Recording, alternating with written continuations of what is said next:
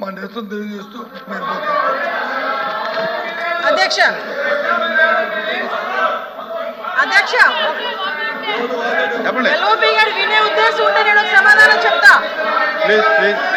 ఇవి అన్ని కూర్చోండి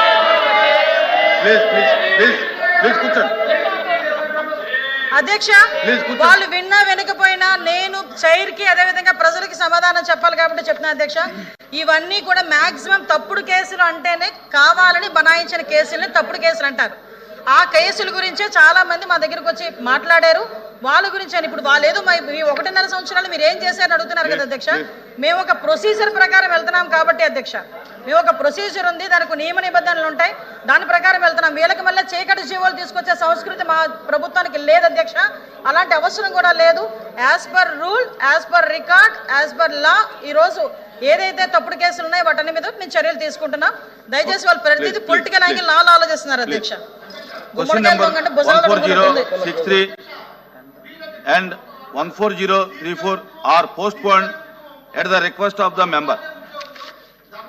Government bill.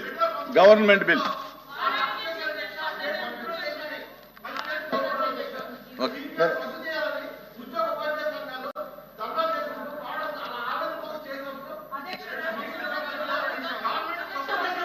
ఇంపార్టెంట్ ఇది కొంచెం సభ్యులు అడిగిన క్వశ్చన్కి అధ్యక్ష చైర్ వినట్లేదు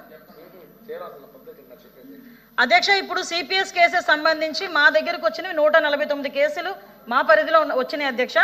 దానికి సంబంధించి డిస్పోజ్ అయిపోయినవి 119 కేసులు డిస్పోజ్ అయిపోయినాయి అధ్యక్ష.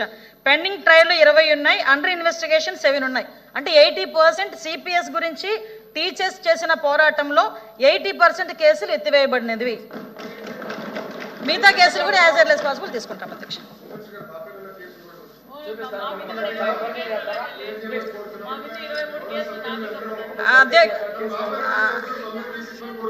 మంత్రి గారు, హోమ్ మినిస్టర్ గారినా సరే అన్ని కూడా రివ్యూ చేసి చేయండి. యాక్షన్ విషయం ఏంటంటే అధ్యక్ష, గవర్నమెంట్ బిల్ కూర్చోండి. Government bill. I request the Minister of Excise to move the motion for taking into consideration of the Andhra Pradesh Excise Amendment Bill 2025. Honorable Chairman sir, I request to move that the Andhra Pradesh Excise Amendment Bill 2025 be taken into consideration. Motion moved. దాని స్వభావం ఏమిటో చెప్పండి. అధ్యక్ష, ఏం లేదు అధ్యక్ష, supreme court ఇచ్చినటువంటి order ప్రకారం ఏదైతే ఆంధ్రప్రదేశ్ అబ్కారీ చట్టం 168లో ఇందులో ఇక్కడ మీదట ప్రధాన చట్టం అని పేర్కొనబడింది అధ్యక్ష.